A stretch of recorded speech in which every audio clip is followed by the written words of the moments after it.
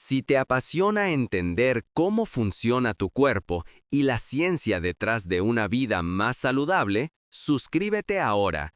Aquí aprenderás algo nuevo en cada video. Durante gran parte de nuestra vida, comer era un acto sencillo. No se pensaba demasiado. El cuerpo pedía, la mesa respondía y el día continuaba. Pero en algún punto del camino, especialmente después de los 45, algo cambió. Comer dejó de ser una conversación natural con el cuerpo y se transformó en una negociación llena de números, etiquetas y promesas vacías. Hoy nos hablan de alimentos milagro, de comidas que no engordan, de productos que presumen lo que no tienen. Cero calorías, cero grasa, cero azúcar, cero culpa. Y aunque suene tentador, hay una pregunta que casi nadie se detiene a hacer. ¿Eso realmente alimenta o solo distrae? Porque el cuerpo humano no funciona con ausencias, funciona con recursos. La comida no existe para llenar el estómago ni para tranquilizar la mente por un momento. Existe para sostener la vida, para aportar energía, materiales de reparación, señales químicas y equilibrio interno.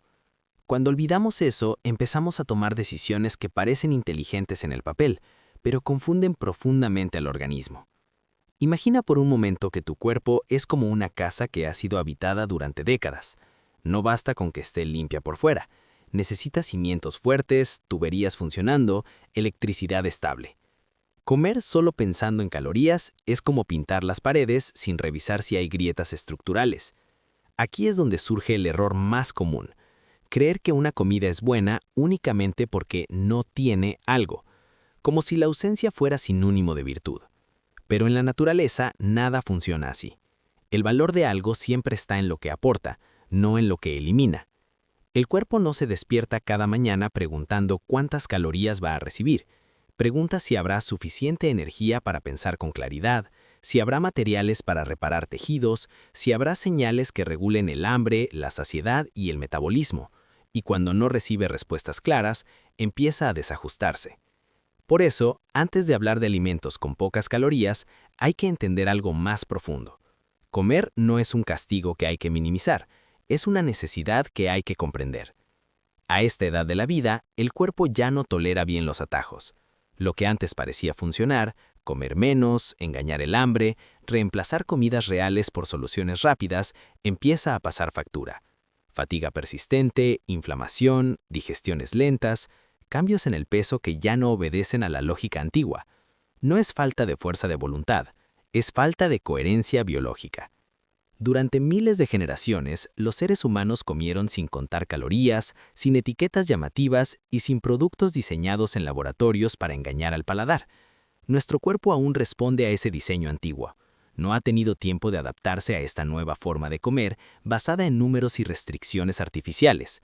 Y aquí aparece una idea clave que cambiará la forma en que miras la comida a partir de ahora. El cuerpo no busca menos comida, busca mejor información. Cada bocado es un mensaje. Le dice al organismo si debe almacenar, reparar, activar o descansar. Cuando ese mensaje es confuso, como ocurre con muchos productos cero, el cuerpo responde con desorden. Por eso, antes de decidir si un alimento vale la pena por sus calorías, necesitamos aprender a hacer una pregunta mucho más importante. ¿Esto le aporta algo real a mi cuerpo o solo ocupa espacio? En la siguiente parte vamos a explorar por qué obsesionarnos con lo que la comida no tiene nos ha alejado de la salud y cómo recuperar una relación más inteligente y natural con lo que comemos, sin miedo y sin extremos. La naturaleza es precisa. Nada en el cuerpo humano está ahí por accidente. El hambre no es un enemigo, es una señal. La saciedad no es debilidad, es un mecanismo de protección. Durante miles de años, estas dos fuerzas trabajaron en equilibrio para mantenernos vivos, funcionales y estables. El problema comenzó cuando decidimos intentar burlar ese sistema. A diferencia de otras especies, los humanos no solo comemos para vivir, también comemos para sentir, para celebrar, para calmarnos, para llenar silencios. Y eso, por sí solo, no es negativo. Se vuelve problemático cuando dejamos de escuchar al cuerpo y empezamos a obedecer a productos diseñados para manipular esas emociones. Aquí es donde aparecen los alimentos que prometen mucho por lo que no tienen. Se presentan como soluciones inteligentes. Comer sin consecuencias, llenar el plato sin llenar el cuerpo. Pero el organismo no interpreta las cosas como lo hace una etiqueta. Interpreta señales químicas, texturas, tiempos de digestión y respuestas hormonales. Cuando ingerimos algo que ocupa volumen pero no aporta recursos suficientes, el cuerpo entra en un estado de confusión. El estómago puede estar lleno, pero las células siguen esperando. Es como recibir una caja grande por correo y descubrir que está vacía por dentro. Visualmente satisface, fisiológicamente frustra. Los animales no caen en esta trampa. Ningún animal en la naturaleza busca alimentos que le permitan comer más sin obtener energía. No tendría sentido. Sin embargo, los humanos hemos creado un entorno donde eso se celebra como virtud. Comer mucho sin pagar el precio. Pero el precio siempre aparece, solo que más tarde y de formas menos evidentes. A partir de los 45 años, el cuerpo se vuelve especialmente sensible a este tipo de engaños. La digestión se vuelve más lenta, la respuesta hormonal más delicada y la capacidad de compensar errores disminuye. Lo que antes se corregía solo, ahora se acumula. Inflamación leve, alteraciones del azúcar en sangre, cambios en la microbiota intestinal. Y aquí entra un actor silencioso, pero fundamental: las bacterias que viven dentro de nosotros. No comemos solo para nuestras células, comemos para un ecosistema completo que participa activamente en cómo usamos los alimentos. Estas bacterias son las primeras en interactuar con lo que entra al cuerpo, deciden qué se transforma, qué se absorbe y qué se elimina. Su equilibrio influye directamente en el peso, la energía y la claridad mental. Cuando la dieta se llena de productos que no aportan diversidad ni nutrientes reales, ese ecosistema se empobrece. Y cuando eso ocurre, el cuerpo empieza a pedir más comida, no porque necesite volumen, sino porque necesita señales que no está recibiendo. Por eso, comer alimentos extremadamente bajos en calorías no siempre lleva al resultado esperado. Puede calmar momentáneamente la mente, pero rara vez satisface al cuerpo. Y un cuerpo insatisfecho siempre buscará compensar. La clave no está en comer menos, sino en comer de forma que el cuerpo entienda el mensaje. Alimentos que traen fibra, agua, minerales, compuestos naturales que ralentizan la absorción y generan una saciedad profunda y duradera. En lugar de pensar en cómo comer sin engordar, la pregunta correcta es: ¿cómo comer para que el cuerpo no tenga que defenderse? En la siguiente parte vamos a separar conceptos que suelen mezclarse: frutas, verduras, fibra y azúcar. Veremos por qué no todo lo natural actúa igual en el cuerpo y cómo pequeñas diferencias cambian por completo la respuesta metabólica. Una de las ideas más repetidas en nutrición es que frutas y verduras pertenecen al mismo grupo. Suena lógico, suena sano, pero el cuerpo no escucha categorías generales. Escucha velocidades, proporciones y respuestas internas. Y ahí es donde empiezan las diferencias importantes. Imagina que el azúcar es como una chispa, enciende procesos rápidos. Si llega sola, el fuego se eleva de golpe, pero si llega acompañada de agua, fibra y estructura, la combustión es lenta, controlada y útil. El problema no es la chispa, el problema es cómo llega. Las verduras de hoja verde y los vegetales sin almidón funcionan como mensajes suaves para el cuerpo. Traen pequeñas cantidades de carbohidratos envueltas en mucha agua y fibra. Es como enviar una carta escrita a mano, clara y sin urgencia. El cuerpo la lee con calma, responde sin sobresaltos y mantiene el equilibrio. Por eso, estos alimentos permiten comer volumen sin provocar picos. No generan prisas internas, no fuerzan a la insulina a intervenir de forma agresiva. Simplemente acompañan los procesos naturales. Las frutas, en cambio, cuentan otra historia. No porque sean malas, sino porque su estructura es distinta. Algunas concentran más azúcar y menos fibra, lo que acelera el mensaje. El cuerpo recibe la información más rápido y responde en consecuencia. No es un problema ocasional, pero sí se vuelve relevante cuando se repite sin conciencia. Aquí es donde muchos se confunden. Un alimento puede ser natural y aún así requerir atención. Natural no significa neutral. La sandía, por ejemplo, entra al cuerpo casi sin resistencia. Se mastica poco, se digiere rápido y su azúcar llega sin freno. Aunque parece liviana, su efecto no siempre lo es. Las bayas, por otro lado, cuentan otra historia. traen más fibra en proporción, liberan su energía lentamente y se comportan más como verduras que como frutas dulces. El cuerpo lo percibe y responde de otra manera. Esta diferencia sutil es clave después de los 45. El metabolismo ya no absorbe errores como antes. Cada pico innecesario deja huella. Cada exceso repetido crea patrones que luego cuesta revertir. Por eso, no se trata de eliminar grupos de alimentos, sino de entender su lenguaje, saber cuándo, cuánto y con qué combinarlos. El cuerpo agradece la claridad.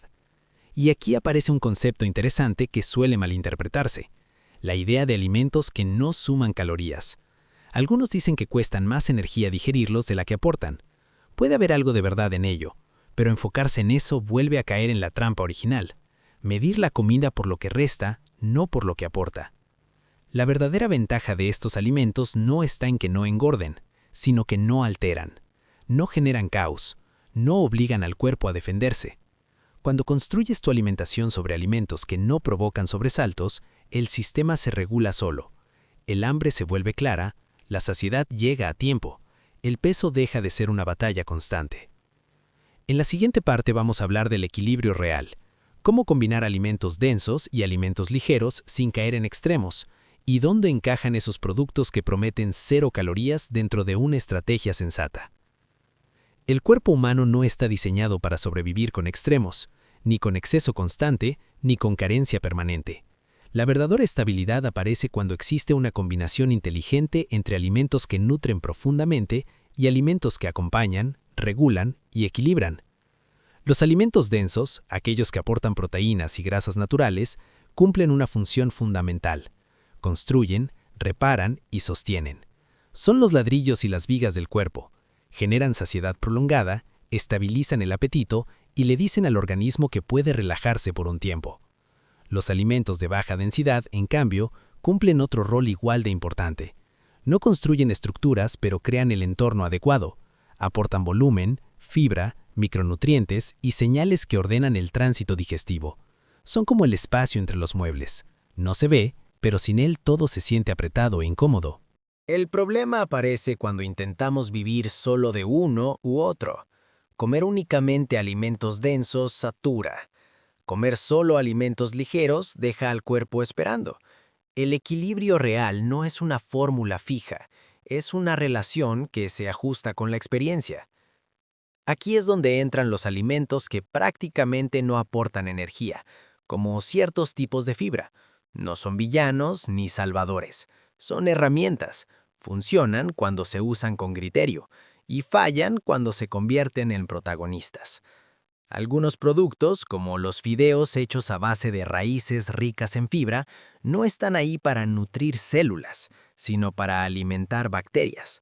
No aportan sabor, ni energía, ni vitaminas significativas, pero eso no los hace inútiles, simplemente los coloca en su lugar correcto. Pueden ser útiles como complemento, como soporte, como parte de una comida real, nunca como reemplazo. Cuando se entienden así, dejan de generar problemas. Cuando se usan para engañar el hambre, provocan confusión digestiva. La hinchazón, por ejemplo, no es una señal de daño, sino de adaptación. La fibra no se digiere como otros nutrientes, se fermenta, y ese proceso depende de qué bacterias tengas y en qué cantidad. Introducir grandes cantidades de fibra de golpe es como cambiar el idioma de una conversación sin previo aviso. El cuerpo necesita tiempo para ajustarse. Las bacterias cambian según lo que comes. Si alimentas cierto grupo, ese grupo crece. Si cambias bruscamente, aparece el desorden. No es un error del alimento, es un error de estrategia. Por eso, cualquier cambio que busque mejorar la salud debe ser gradual, especialmente después de los 45, cuando la tolerancia a los shocks disminuye. La constancia supera a la intensidad. Y aquí aparece una verdad que muchos ignoran. No existe una proporción perfecta universal. Lo que funciona para una persona puede no funcionar para otra. El cuerpo es individual. La historia metabólica importa. Las señales internas cuentan más que cualquier regla externa. La mejor forma de encontrar ese equilibrio no es copiar dietas, sino observar respuestas. Energía, claridad mental, digestión, hambre real. El cuerpo habla todo el tiempo, solo hay que aprender a escucharlo sin ruido. En la última parte vamos a unir todas estas ideas y cerrar con una visión clara. Cómo usar el conocimiento para tomar control consciente de la salud y convertir la alimentación en una aliada a largo plazo. Llegar a este punto de la vida tiene una ventaja que muchas veces se pasa por alto. Ya no necesitamos creer promesas fáciles. El cuerpo ha dado suficientes señales. Ya sabemos qué caminos cansan, cuáles confunden y cuáles, aunque parezcan correctos, no se sienten bien a largo plazo. La verdadera salud no aparece cuando comemos menos, sino cuando entendemos mejor, cuando dejamos de luchar contra el cuerpo y empezamos a colaborar con él, cuando la comida deja de ser un enemigo que hay que controlar y se convierte en una herramienta que sabemos usar. No se trata de perseguir alimentos perfectos ni de eliminar grupos enteros por miedo. Se trata de comprender el propósito de cada cosa que ponemos en el plato, saber qué construye, qué regula, qué acompaña y qué solo cumple una función específica. Ese conocimiento cambia la relación con la comida para siempre. Después de los 45, el cuerpo ya no responde bien a la improvisación constante. Necesita coherencia, necesita señales claras, y cuando se las damos, responde con más energía, mejor digestión, mayor estabilidad y una sensación profunda de control interno que ninguna dieta rápida puede ofrecer. La clave está en volver a lo esencial. Comer alimentos que el cuerpo reconoce, en combinaciones que respeten su ritmo, con decisiones basadas en comprensión, no en culpa. Cuando haces eso, el peso deja de ser el centro del problema. La energía vuelve a ocupar su lugar, la claridad mental mejora, el apetito se ordena y la comida vuelve a ser lo que siempre debió ser, una aliada. Este tipo de conocimiento no busca imponer reglas, busca darte criterio, porque cuando entiendes cómo funciona tu cuerpo, nadie puede confundirte con modas pasajeras ni soluciones vacías. Si este contenido te ayudó a ver la alimentación desde una perspectiva más clara y real, quédate cerca. Aquí seguimos explorando cómo funciona el cuerpo, cómo leer sus señales y cómo tomar decisiones que sumen años con calidad de vida. Suscribirte no es solo apoyar este canal, es elegir seguir aprendiendo a cuidar tu salud con conciencia, sin extremos y con información que realmente marca la diferencia.